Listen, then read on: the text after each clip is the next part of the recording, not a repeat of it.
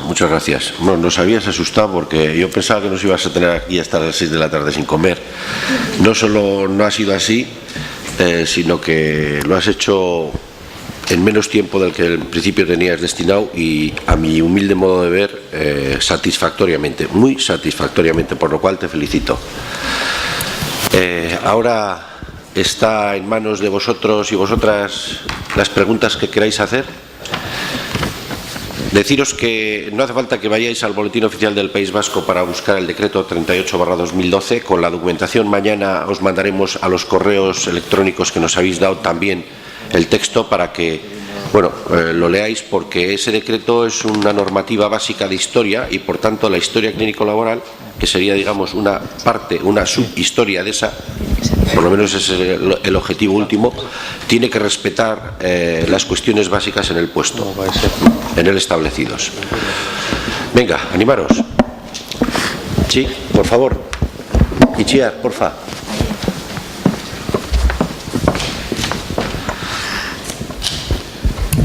Egunon.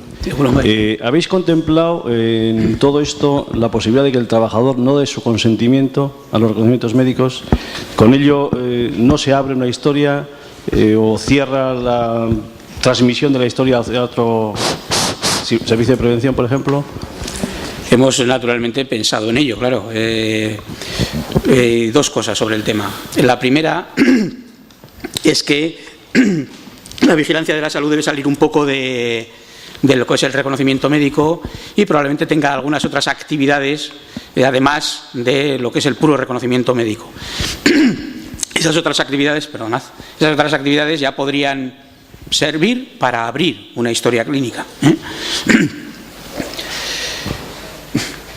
Bajo mi punto de vista, y eso efectivamente lo hemos pensado, pero no hay una decisión tomada sobre el tema, y yo creo que un trabajador que nunca haya acudido al servicio médico del servicio de prevención, pues no tendrá una historia clínico-laboral hasta que acuda. Podríamos decir que, como esa historia clínico-laboral debe recoger no solo datos de salud, sino también datos de trabajo, podríamos pensar en que no nos importa y vamos a hacer una historia clínico-laboral solo con datos laborales, pues no tendremos ningún dato clínico, solo con datos laborales de cada uno de nuestros trabajadores. A ver, yo en principio considero que eso ahora es de una complicación. En principio eso por ahora está abierto, pero en fin, yo considero que podríamos atenernos un poco a lo que podría ser un concepto de historia clínica del ciudadano. Si yo no he ido nunca a mi médico, pues no tendré una historia clínica. Tengo unos datos de identificación, esos los tengo y esos sí pueden estar. Es decir, yo cuando me llega mi documentación tengo unos datos de identificación, que esos sí tengo que tener rellenos, el DNI, porque no tendré tampoco la dirección y eso, si no tengo, pero no creo que nos debamos meter ahora en decir, no, yo tengo 300 trabajadores y vienen solo 35 y de los otros 200, 333 les voy a hacer una historia. Yo creo que no, cuando acude tengo sus datos de identificación e inicio una historia. Si me permites, yo quería añadir algo más. La historia clínica tiene que existir siempre. La historia clínica no es la recopilación de los informes de los reconocimientos médicos que él hace.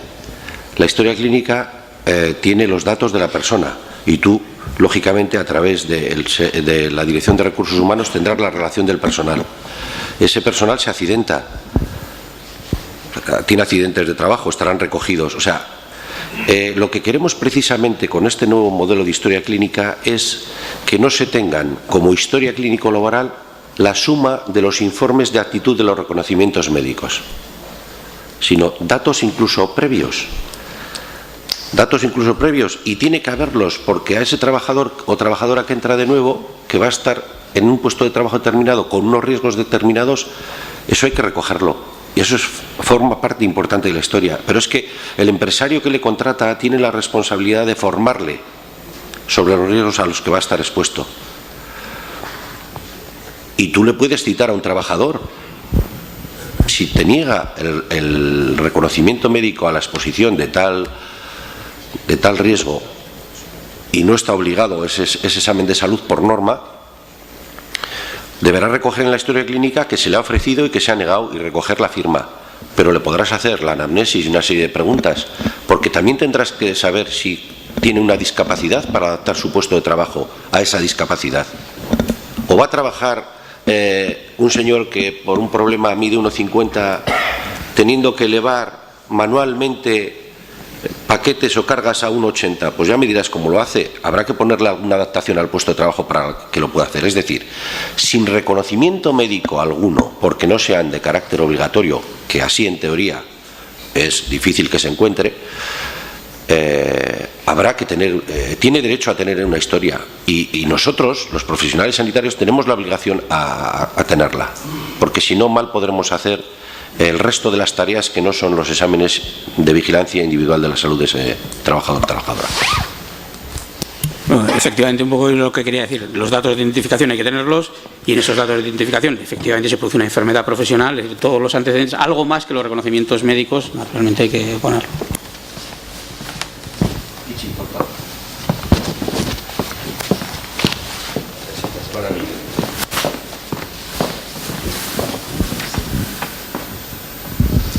Sí, abundando en eso que habéis dicho, ¿no? El trabajador cuando ingresa en una empresa, yo creo que en todas se hace un reconocimiento de ingreso, con lo cual algún dato tendrás, ¿verdad? Como bien decías, en algún momento puede que enferme y habitualmente cuando pasa un plazo, pues el que acordemos de largas enfermedad de, por ejemplo, más de 30 días, tiene que acudir al servicio médico para ver si está o no en condiciones, si es apto o no para acudir.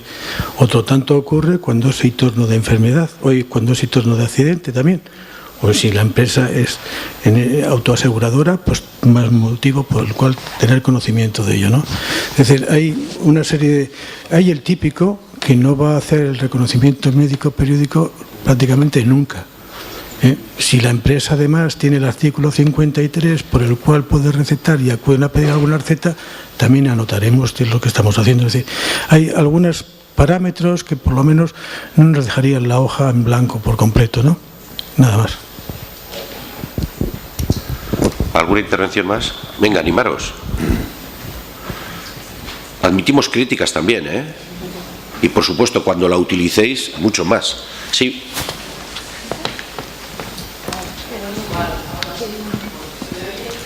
Mejor con micro, si no te importa. Así no fuerzas la voz y no te sometemos a un riesgo añadido.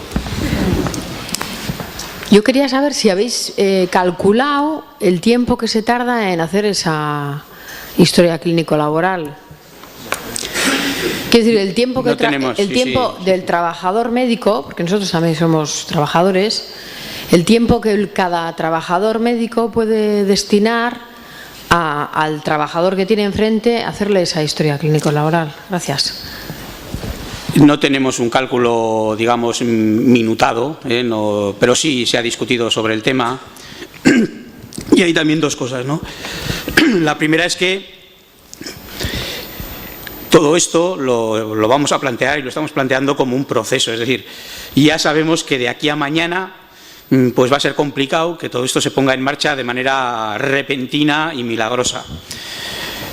Por lo tanto, pues poquito a poco lo iremos haciendo. Efectivamente, en la actualidad y teniendo en cuenta nuestra experiencia de cómo están ahora las historias clínicas, es posible que el principio sea pues bastante costoso me refiero en tiempo y por lo tanto también en dinero y por lo tanto también en tal.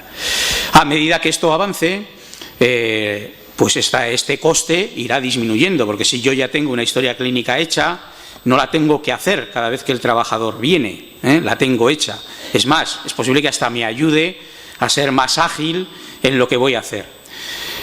A ver, dos cosas. Consideramos que, ya os lo he dicho, no solo que lo pone en la ley, porque no quiero hablar mucho de la ley, sino que es que realmente es imprescindible para hacer una vigilancia de la salud específica, con cierta calidad, es imprescindible tener esto. Que sí que es cierto que el mercado algunas veces obliga a, bueno, pues a un tipo de actividad. Desde Osalan consideramos, viendo la realidad y sabiendo que esta realidad no puede ser cambiada de manera inmediata, pero consideramos que tal vez cierto cambio en lo que es la actividad sanitaria de los servicios de prevención debiera darse, es decir, debiera disminuirse la importancia la importancia, no la importancia, son muy importantes, sino la ocupación temporaria de los reconocimientos médicos y tener algo más de tiempo para alguna otra ocupación. Consideramos que la historia clínica también forma parte de ese tipo de proyecto, por decirlo de alguna manera, y además, ya os digo, consideramos que realmente es imprescindible. Consideramos que si a mí mañana me llega un médico, un trabajador, y realmente me pongo a hacerle una vigilancia de la salud sin una historia clínico-laboral, pues una de dos, o se la hago o lo tendré difícil. Sí, no lo dudo, ¿eh? Por lo tanto, tú sabrás más o menos cuánto cuesta hacerla, ¿no?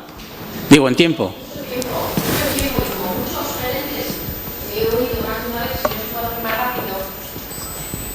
Pues entre todos les tendremos que explicar que no. Vosotros tendréis que decirle que no y nosotros le tendremos que decir que como gerente tiene una obligación de tener a todos sus trabajadores y trabajadoras historiados y por tanto el tiempo que necesitéis. De todas formas, ya ha dicho Iñaki, creo que con muy buen criterio, y además así lo hemos comentado en el grupo, esto es un proceso. No se va a decir, en enero del 2015 el decreto obliga a tener historias documentadas totalmente de toda la población ocupada. No. En enero del 2015 o cuando fuera se empezará ese proceso. En razón de que podamos hacerlo lo más ágil posible, pues tendremos cumplimentada esa norma lo antes posible. Pero a nadie se va a ir, para que me entendáis gráficamente, en febrero a decirle, ¿no tienes las historias de todos? Pues paquete. Porque además el paquete no es para el personal sanitario de los servicios de prevención, es para la empresa o el servicio de prevención que lo tiene que hacer. Y tienen unas obligaciones que en eso no ha pasado muy por encima, porque claro, entonces sí que se estaría Iñaki hablando 6 horas. La realización de la cumplimentación de la historia es obligación de muchos.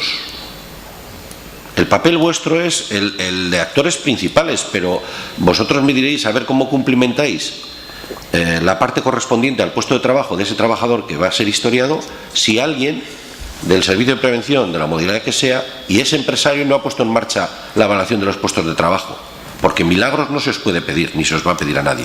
Entonces, en el proceso de la cumplimentación de la historia intervienen muchas personas, agentes, instituciones, y todas y cada una de ellas tienen unas responsabilidades. Si falla la de los gerentes, pues también les diremos. No obstante, pretendemos también intervenir en ellos. Aquí se estaba ofreciendo la historia clínica desde el punto de vista técnico. Cuando esta norma vaya adelante, también reuniremos a los responsables de los servicios de prevención y transmitiremos a Confebask a través de sus representantes en el Consejo y a los sindicatos pues las distintas obligaciones que establecerá esta norma para cada uno de los agentes en ella implicados. Es decir, no solo os tenemos aquí como los actores importantes, sino que otros que también lo van a ser van a tener que desempeñar el papel. No sé si con esto te he respondido. Sí, yo un poco. Perdona, me parece que estaba primero Aitor Guisasola. Si no te importa, ¿eh? No. ¿Ah, sí? Bueno, pues venga, dale. Me ha parecido ver primero Iñaki, pero bueno, es igual. No nos vamos a pelear. Era un poco al hilo de la pregunta anterior. Yo creo que es más lógico hacer esta historia tan puntillosa como has expuesto, poniendo el ejemplo de las posturas forzadas, eso, que tiene que ser tan exquisito como el hombro, y eso que eso es inviable en todo trabajador que tiene posturas forzadas. Lógicamente, llegar a esa historia sería, yo creo que interesante hacerlo cuando realmente hay alguna patología que vaya a sospecharse de que sea derivado de una cosa de estas, y entonces se puede hacer una historia un poquito más detallada, que es lo que hacemos ahora hasta ahora, ¿no? Lógicamente no podemos todas las articulaciones del cuerpo valorarlas funcionalmente, de movilidad, de fuerza, como estás diciendo, eso es imposible. Pero sí realmente cuando hay una sospecha de una patología que pueda derivar de eso, entonces llegar a ese punto, a esa articulación concreta y a ese dato. Entonces, yo creo que no a todo el mundo hay que hacer esto, sino a las personas que realmente haya un indicio, ¿no? Me parece un poquito más lógico. Me vas a permitir, yo oigo que estoy de acuerdo, pero me vas a permitir diferir, vamos a ver. Primero, igual a la hora de explicarlo, pues resulta efectivamente demasiado puntilloso, no sé. Pero no es exactamente. La idea es que cuando yo me enfrento me pongo delante, quiero decir, a un trabajador, yo creo que para hacer lo que tengo que hacer necesito saber si tiene posturas forzadas. Es decir, no se trata, un trabajador va a tener unos factores de riesgo determinados. No le tengo que repasar toda la Biblia de la enciclopedia de la OIT, no. Simplemente ver cuál es su puesto de trabajo, describir su puesto de trabajo, de ahí inferir cuáles son sus posibles riesgos y preguntarle cómo los tiene. Segundo, nuestro objetivo, si yo no he entendido mal en los meses que llevo trabajando en la medicina del trabajo, porque yo soy nuevo, tengo 20 años, o sea que acabo de terminar, es un objetivo básicamente preventivo. Hacemos la vigilancia de la salud para que no haya esa patología. O sea, si esperamos a la patología para saber en qué trabaja el tío, pues estamos cumpliendo bajo mi punto de vista, muy escasamente nuestro objetivo. No quiero decir con esto que cuando haya la patología no tengamos que hacer nada, pero nuestro objetivo fundamental, el objetivo de los exámenes de salud es un objetivo preventivo. De lo que se trata es de que no se produzca esa patología. Que tal vez los instrumentos que estemos utilizando son muy mejorables, pues seguramente. Que tal vez haya muchas de las cosas que estamos haciendo que tal vez sí, pero yo creo que no debiéramos perder de vista que nuestro objetivo es un objetivo de prevención. Es decir, no tenemos que esperar a que se le produzca la rotura del supraespinoso, porque entonces ha fallado la prevención. Sí, y por eso no estamos aquí. Bien, de todas maneras, quería hacer otra reflexión. Yo tenía un problema de que en un puesto de trabajo se le adjudican unos protocolos al puesto, no a la persona. En el caso que habéis dicho, hay unos puestos que se hacen tareas ligeramente diferentes, ¿no?, que puede dar lugar a uno hacerle un protocolo y a otro no. Y un auditor llamarme diciendo que es una falta leve de esa empresa que el mismo puesto de trabajo tenga dos tipos de consideraciones en cuanto a protocolos, que en uno se haga un protocolo y otro es otro. Y he tenido que decir amén, y yo eso lo habéis valorado antes y no sé si os ha pasado una vez, a mí me ha pasado con auditores que me han dicho que es una irregularidad leve el tener puestos de trabajo con diferentes protocolos, mismos puestos de trabajo con diferentes protocolos. De la misma empresa y todo, ¿eh? O sea, la misma empresa, no sé, Rafa, era Iñaki, repartidores, que uno va en bici, otro va en coche, y como son repartidores y el puesto repartidor, todos con el mismo a piñón fijo. Vamos, decir, yo no lo puedo hacer. Y si usted no conduce, no tiene carril, le tengo que hacer conducción, le tengo que hacer test de agua, y no conduce, o sea, pasar por el aro, porque el auditor le pone leve a la empresa. Yo creo que creo que cada uno puede ser zurdo derecho y tener el mismo puesto. Una secretaria puede hacer lo mismo que otra secretaria, y una ser diestra y otra zurda, y tener diferente riesgo siendo el mismo puesto. Y esto es una cosa que los auditores no lo admiten. En eso estoy totalmente de acuerdo contigo. La idea es hacer vigilancia de la salud específica al trabajador y según lo que haga y los riesgos que tenga ese trabajador. Yo de auditoría, sinceramente, pues no tengo un gran conocimiento. Se me ocurre que tal vez podríamos poner diferentes puestos de trabajo, es decir, administrativa A, administrativa B. Claro. Hombre, a mí se me ocurre que no hace el mismo esfuerzo físico alguien que va en una bicicleta dando pedales que el que va metiendo la primera, la segunda, la tercera en un coche. O sea, que ese aspecto quizás habría que valorar. Ahora, con la información que das, no sé si estamos en disposición de ser muy críticos. Yo me inclinaría por discrepar y estar a favor del auditor si lo que contempla es que el repartidor no es lo mismo andando que en bici que en coche. No es lo mismo llevar un sobre. Opinas al revés. Tú eres repartidor, por lo tanto el protocolo da lo mismo que vaya a ser. No, pero el repartidor con los instrumentos de trabajo. No quiero, Juan Carlos, no quiero hacer ninguna polémica, hay muchos temas interesantes, pero va a pasar en más puestos, o sea, que tampoco es esto. Yo creo que es una cosa que los auditores y nosotros tenemos que ponernos de acuerdo, porque si no hacemos una empresa que hace una cosa en 1000 puestos de trabajo, ¿no? Uno que trabaja con la derecha, con la izquierda, otro sube, otro baja, la escalera, en fin. Entonces creo que había que ser personal, que no tiene por qué ser una falta el que el mismo puesto tenga diferentes protocolos. Me parece bien, no sé, es una sugerencia y no quiero polemizar, ¿eh? Bueno, yo quería solamente dar un poquito unas puntualizaciones en relación a lo que es el tiempo que esto puede llevar. No podemos confundir lo que es la cumplimentación de la historia, que es algo que ya se hace de alguna manera, con la aplicación más o menos detallada de las pruebas médicas correspondientes a un protocolo. Son dos cosas diferentes. Entonces, realmente la historia no propone más trabajo. Realmente la historia lo único que está proponiendo es los datos que tienes, ordenarlos de una manera determinada. ¿Qué es lo que propone y que no se hacía? Pues recoger la descripción de los puestos de trabajo y los riesgos de este puesto de trabajo. ¿Esto lo tiene que hacer el médico? Yo creo que Juan Carlos ya lo ha dicho. No necesariamente.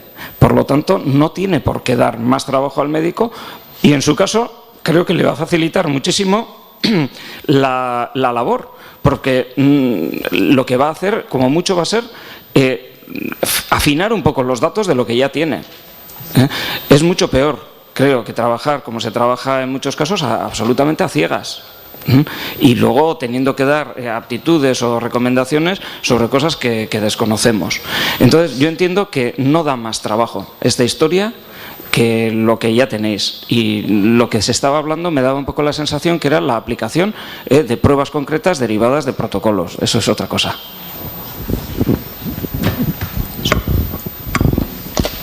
Hola, Iñaki, buenos días. Quería hacer una pregunta. Si habéis pensado exportar este modelo fuera de aquí a otras comunidades autónomas, ¿os habéis puesto en comunicación con otras porque creemos que puede funcionar bien?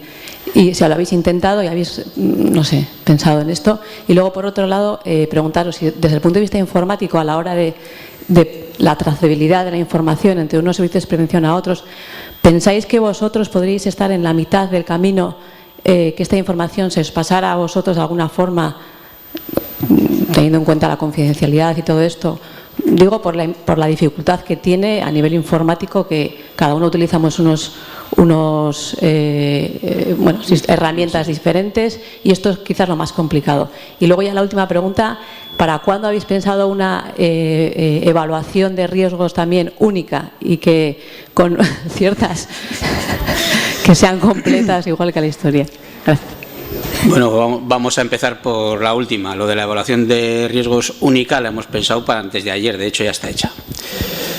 Sí, con esto la publicación de, la posibilidad de que otras comunidades autónomas utilicen un modelo parecido, similar o este mismo, hombre, nosotros estaríamos encantados. No tenemos creo yo, ninguna cortapisa. De hecho, a medida que vayamos avanzando, iremos publicando un poco lo que vaya saliendo. Será un documento público y, naturalmente, si alguien lo quiere utilizar, pues nos parecerá fenómeno. De hecho, probablemente haya que trabajar. No hemos trabajado, como ves, vamos paso a paso, y aquí está Íñigo y he visto alguno más por ahí de otras comunidades autónomas. Vamos paso a paso. Por ahora no hemos trabajado, pero a medida que esto realmente tenga avisos de que efectivamente se va a imponer, a trascender, pues intentaremos llegar a un consenso desde nuestro ámbito. La siguiente, la evaluación de riesgo, naturalmente es una broma. Nosotros esto de la evaluación de riesgos y quién, digamos, tiene capacidad o competencia para decidir sobre las evaluaciones de riesgos es un tema peliagudo, pero nosotros aquí hemos funcionado como SALAN, como organismo, pero lo que es esta historia clínica básicamente se ha llevado más desde la unidad de salud laboral, y nosotros pues vemos que existen algunas dificultades con las evaluaciones de riesgos. Sí que pretendemos, como antes decía bien Juan Carlos, incluir dentro de la norma, o por lo menos intentar poner dentro de la norma, que existen algunas responsabilidades que no son exactamente del servicio médico, sino que deben ser del empresario, como ya lo dice la Ley de Prevención de Riesgos Laborales, hacer de manera más explícita esa responsabilidad. Y ahí en medio se me ha quedado tu segunda pregunta, que naturalmente, claro, es que me estáis aquí, no voy a llegar al Mariano. Del tema de la información, de la trazabilidad de la información a través de Osala, ¿no? Sí, esa se me había olvidado, porque para esa tenemos una respuesta muy escasa. Nos vamos a poner en ello. Es un tema probablemente crucial. porque sin eso va a ser muy complicado que todo esto funcione. Estamos hablando de sistemas informáticos distintos que por ahora no vamos a tocar, es decir, cada uno tiene que tener su sistema informático diferente. Nosotros hemos creado un grupo de trabajo donde va a haber gente. Nuestro grupo de trabajo ha sido fundamentalmente sanitario y ha sido en parte técnico. Ahora queríamos, alguien de Osarten de sistemas de información sí vino, pero queríamos incluir a esa gente de sistemas de información con nuestra gente de sistemas de información para ver si se nos ocurre algo que efectivamente a través de archivos de intercambio, de cosas de este tipo, todo eso habrá que trabajar, como os decía antes, sobre la homogeneidad de los datos, cosa imprescindible y además habrá, por lo menos en nuestro caso, habrá que trabajar, digo, como comunidad autónoma, habrá que trabajar intentando no separarnos mucho de los estándares de la historia clínica del ciudadano, porque aunque sea una utopía, digamos que el camino, el futuro, por lo menos cuando lo inicias, no debe estar enfrentado, sino que debe procurar. Entonces procuraremos que en ese grupo haya informáticos, gentes de sistemas de información de Osalan fundamentalmente, pero también de los servicios de prevención. Intentaremos incluso contactar con algunos de los servidores de sistemas informáticos sanitarios, de estas aplicaciones para ver un poco cómo tal, y bueno, montar un grupo, pero realmente eso todavía está tan en pañales que no tenemos una respuesta. Yo, por lo menos. Yo, si me permites añadir alguna información, porque creo que he hecho una cuestión importante que hay que clarificar. Esta historia clínico-laboral, si mañana se norma, es de obligado cumplimiento en nuestra comunidad autónoma, que es el ámbito al que tenemos y debemos respetar, ¿no? Desgraciadamente, un grupo de trabajo de salud laboral que había de comunidades autónomas, coordinado por el Ministerio de Sanidad, pues lleva aproximadamente 2 años sin reunirse. Ahí es donde trasladábamos los avances o hacíamos una puesta en común de lo que íbamos haciendo. Nosotros, desde luego, seguimos manteniendo relaciones personales e institucionales con esas otras 17 comunidades autónomas y 2 ciudades autónomas, como Dios manda, si me permitís la expresión. Entonces, una vez de que lleguemos a un acuerdo en nuestra comunidad autónoma, como siempre en otras circunstancias y en otros temas, pondremos en conocimiento de otras comunidades autónomas esta historia clínico-laboral, para que la conozcan, si quieren la adapten, si quieren la usen. Es decir, siempre hemos tenido en cuenta que los esfuerzos que hagamos debemos estar obligados a compartirlos con otros. Con respecto a la evaluación de riesgos, sí se planteó una seria discusión en el grupo, y hasta incluso por parte de nuestros compañeros del área técnica nos dijeron que sería bueno que hiciéramos un trabajo en eso. No hemos hablado oficialmente con la dirección del organismo, pero aquí está presente y podríamos de alguna forma esbozar algo que sí nos parece importante, porque podemos tener una historia clínica laboral única, pero múltiples diferentes evaluaciones de riesgos. Lo ideal sería que se impulsara desde la subdirección técnica del organismo un modelo, si me permitís la expresión, entrecomillado, de evaluación de riesgos más o menos homogéneo para que se traslade a esa historia. No sería bueno que hubiera muchos modelos, no sería bueno, o por lo menos un modelo que contemplara un mínimo común denominador, ¿no? Y en ese sentido, en la historia clínica van a aparecer un conjunto mínimo de datos, que son datos de exposición de esa población ocupada, que ya tenemos trabajando en otro proyecto, y que de alguna forma sería bueno que intentáramos desde esa otra subdirección del organismo llevar a efecto, ¿no? También tenemos como reto esto, y también tenemos como reto el tema de la informática, porque claro, no podemos obligar con el modelo de historia clínica a que se pongan en todas las empresas o en todos los servicios de prevención una aplicación informática común. Cada uno tiene la que tiene. Lo que sí tenemos como reto asumir cómo se traslada la información contenida en esa historia clínica laboral en un fichero informático con un lenguaje informático común para todos. Ya ha habido contactos con alguna entidad que os provee de aplicaciones informáticas interesándose en esto, y bueno, pues con nuestros informáticos y con una labor que tenemos a futuro de ese grupo que tenemos de historia clínica, trataremos este tema.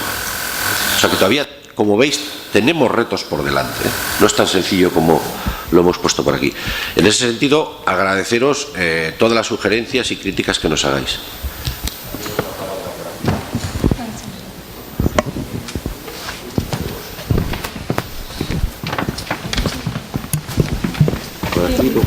No sé para qué me dedico yo a ser breve, ¿eh? Sí. Yo quería hacer dos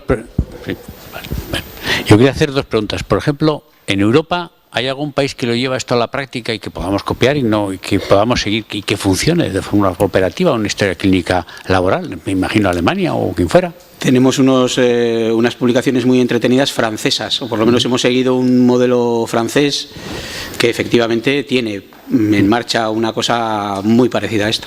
Y otra pregunta era, en el código que proponéis es el código CIE-10. ¿En la historia clínica del ciudadano también va con el código CIE-10 o va con el CIE-9? Porque hemos andado siempre... Ese problema ya lo hemos tenido y lo hemos solucionado haciendo una equivalencia, por decirlo así, entre el código 10, que es todo lo relativo a la medicina del trabajo, con el código 9, que es el que utilizan la parte asistencial. Es decir, cuando tenemos que comunicar una sospecha, nosotros lo hacemos en código 10, en CIE 10. Pero Osakidetza, cuando nos viene de los médicos de atención primaria y especializada, lo hacen en su código 9. Ahí, hicimos en su día, con el trabajo del área de epidemiología, una tabla de equivalencias para hacer esa traducción lo más fácil posible. Pero eso va a ser inevitable. Nosotros tenemos una codificación internacional a la que someternos en enfermedades y accidentes de trabajo, y la parte asistencial tiene otra. No hay problema, de momento está funcionando más o menos bien. Seguiremos esa vía hasta que en un futuro se unifiquen. ¿Has acabado, Alberto? Hola, buenos días.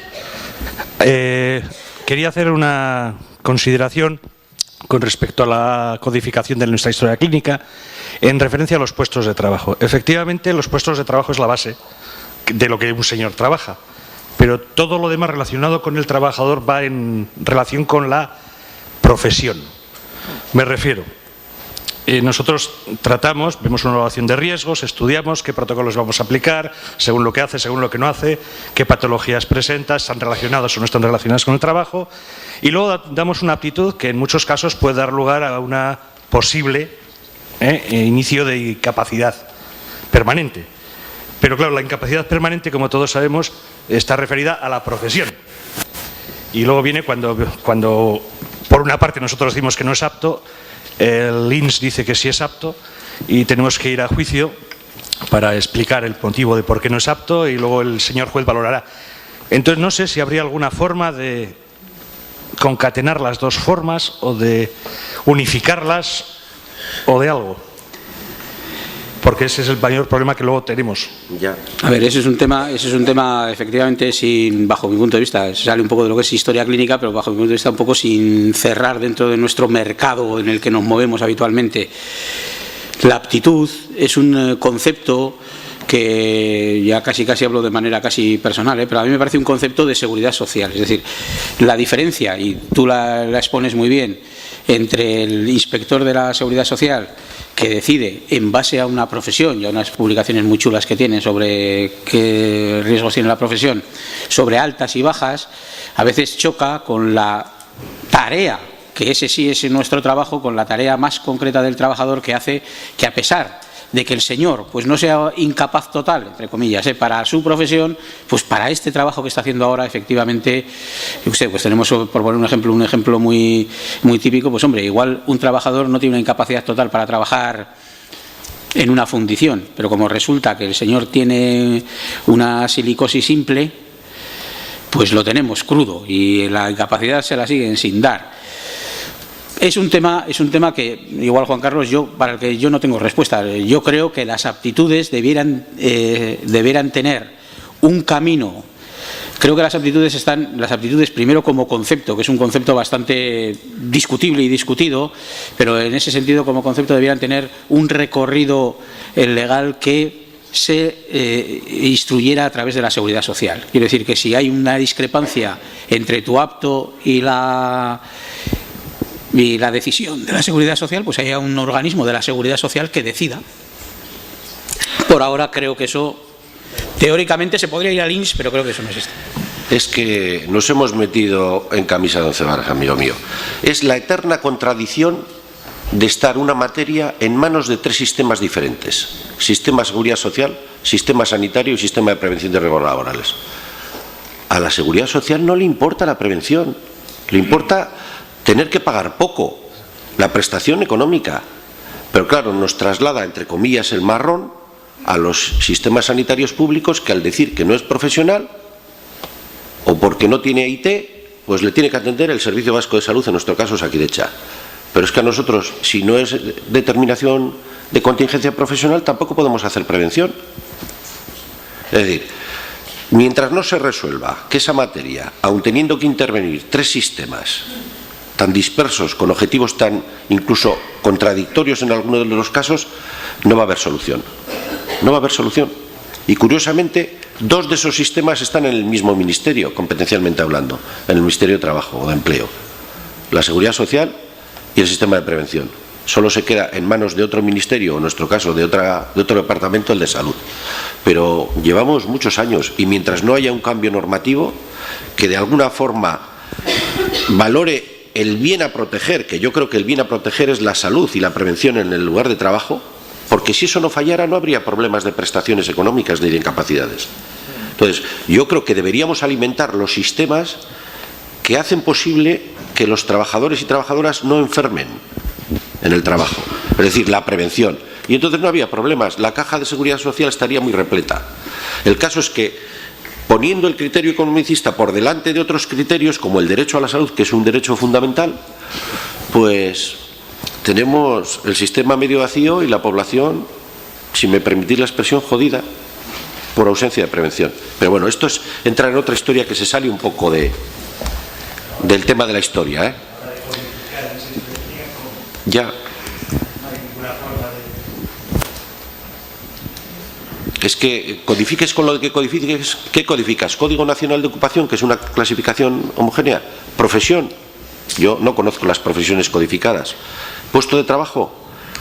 Es que, la verdad, queremos que todo sea sencillo, pero a veces no se puede hacer tan sencillo, ¿no? Como decir, este puesto de trabajo tiene el código tal. Chocamos contra la administración, vale, correcto, pero es que también chocamos con los sistemas de, como ha dicho el compañero, los estos auditores que llaman, que no sé si auditan o joroban o van a cobrar, no tengo ni idea. Pero claro, es otro choque, porque ellos van a buscar una acreditación según una norma que ha salido muy bien económicamente y utilizan unos criterios absolutamente, desde mi punto de vista, anormales, nada que ver con la medicina, pero claro, tú luego tienes unos códigos que utilizar que tampoco puedes utilizar porque ellos dicen que no sé qué. Entonces, claro, como tenemos varios caminos que tenemos que recorrer y no hay nada homogéneo, está bien, yo estoy encantado de la historia clínica homogénea porque es una de las cosas en las que yo estaba trabajando personalmente. Pero claro, ¿qué códigos usamos? ¿Qué hacemos para que de verdad sea homogénea? Si es difícil ponernos de acuerdo entre esos 3 sistemas, ahora metes el cuarto, que es el legal, el de los auditores, y entonces ya apaga y vámonos. O sea, ajo y agua. Yo creo que esto es un tema realmente muy... complicado. Yo al final, sobre codificación de la tarea hemos hablado bastante. Y yo creo que al final lo que interesa en esta historia clínica que estamos planteando es una descripción detallada, por lo tanto creo que eso no vamos a poder llegar a codificarlo en el extremo. Pero sí que, mira, uno de los temas importantes a la hora de aportar, o si habéis de verdad pensado, currelado y hecho cosas sobre el tema, pues la verdad, lo recibiremos con agrado, porque realmente es un tema complicado para nosotros, ¿sabes? Y la última cosa sobre la historia clínica. Teniendo en cuenta que nosotros vemos teóricamente trabajadores por cuenta ajena, muy bien, pero cuando tratamos con autónomos o gente teóricamente no ligada a la prevención, obligados a la prevención, pero que económicamente ellos les piden su reconocimiento y sus historias, ¿cómo describimos el puesto de trabajo? Polifuncional, polivalente a tope. Bueno, no vamos a entrar en el fondo de las funciones del servicio de prevención, pero en ese sentido, pues el propio trabajador te tendrá que describir un poco qué es lo que hace, ¿no? Yo hago de todo. Pero tendría que hacer el propio trabajador, entre comillas, su evaluación de riesgo. Esas son las cosas que de alguna forma queremos que nos reportéis. Si tenéis mucha tipicidad en esos problemas, si tenéis mucha tipicidad o mucha variabilidad, hacérnoslo saber, porque nos interesa. Ya ha habido la politarea, ya nos lo plantearon algunos de los miembros del grupo, porque en su empresa se da. Bueno,